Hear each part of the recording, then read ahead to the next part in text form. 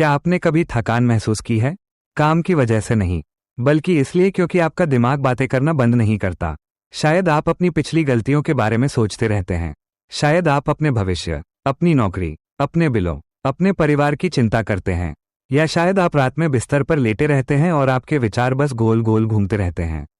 अगर आपने कभी अपने ही दिमाग के अंदर फंसा हुआ महसूस किया है, तो ये कहानी आपके लिए है। क्योंकि एक समय एक आदमी था जो वैसा ही महसूस करता था जब तक कि एक मुलाकात ने सब कुछ नहीं बदल दिया। यह उसकी कहानी है और शायद यह आपकी भी है।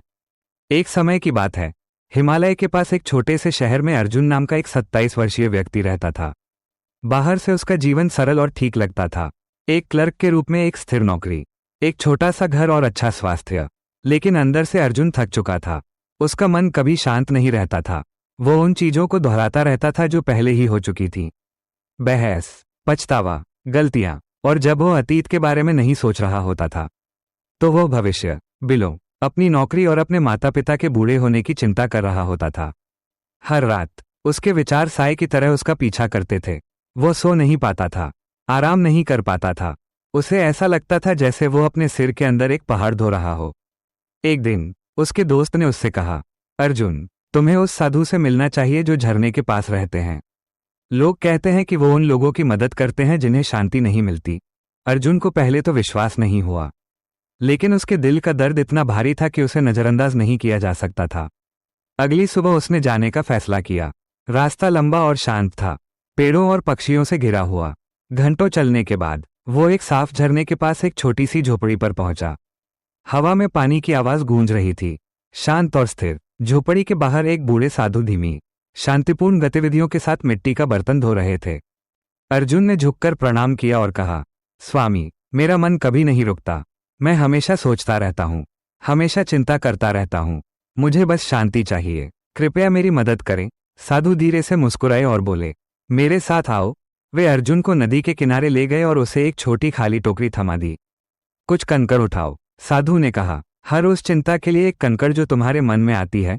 अर्जुन कंकड़ उठाने लगा। उसने अपने अतीत, गलतियों, असफलताओं और उन चीजों के बारे में सोचा जिन्हें वो बदलना चाहता था। उसने और कंकड़ उठाए। फिर उसने अपने भविष्य के बारे में सोचा। पैसा, नौकरी, अकेलापन, डर। जल्द ही टोकरी भर गई और भारी हो गई। साधु ने उसकी ओर देखा और धीरे से कहा, अब इस टोकरी को उठाओ और पहाड़ी की चोटी पर उस पेड़ तक चलो। अर्जुन ने सिर हिलाया और चढ़ना शुरू कर दिया।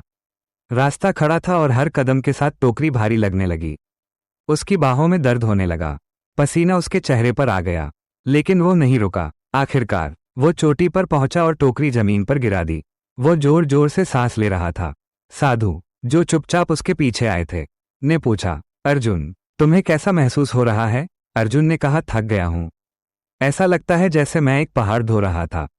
साधु मुस्कुराए। वो टोकरी, उन्होंने कहा, तुम्हारा दिमाग है। हर कंकड़ एक चिंता, एक पछतावा, एक डर है। तुम उन्हें हर दिन ढो रहे हो।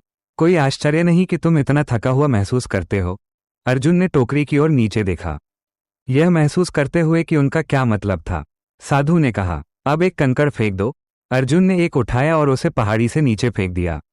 अब दूसरा, साधु ने कहा। अर्जुन ने एक और फेंका, फिर दूसरा। हर बार जब उसने ऐसा किया तो उसे थोड़ा हल्का महसूस हुआ।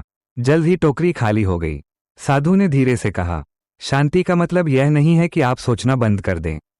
इसका मतलब है कि आप उसे ढोना बंद कर दें जो इस पल का नहीं है। जब आप अनावश्यक बोझ को छोड़ देते हैं तो आपका दिमाग मुक्त हो जाता है, हमारे ऊपर के आसमान की तरह। अर्जुन चुपचाप खड़ा रहा, अपने चेहरे पर हवा और नीचे झरने की आवाज महसूस कर रहा था। सालों में पहली बार उसका दिमाग शांत था। उसने महसूस किया कि शांति कभी दूर नहीं थी, यह उसके अपने विचारों के बोझ के नीचे छिपी थी। उसने गहराई से झुककर प्रणाम किया और कहा, स्वामी, अब मैं समझ गया हूं। शांति बाहरी दुनिया से नहीं आती, यह अंदर से शुरू होती है जब हम आखिरकार जाने देते हैं। साधु मुस्कुराए, उनकी आंखें दयालुता से भरी थीं। जैसे ही अर्जुन वापस पहाड़ी से नीचे चला, सूरज डूब रहा था, आसमान को सुनहरा रंग दे रहा था। उसकी टोकरी खाली थी, लेकिन उसका दिल भरा हुआ था। अब वो बीते हुए कल का बोझ या आने वाले कल का डर नहीं ढो रहा था। वह आखिरकार इसी पल में जी रहा था। अगर इस कहानी ने आपके दिल को छुआ है तो इसे लाइक और शेयर करना न भूलें। और याद रखें, शांति वो नहीं है जिसे हम ढूंढते हैं, यह वो है जिसे हम तब उजागर करते हैं जब हम जीवन के अनावश्यक कंकड़ ढोना बंद कर देते हैं। अगली कहानी में नए विचारों और नए सबक के साथ मिलते हैं। तब तक शांत रहें और शांतिपूर्ण रहें।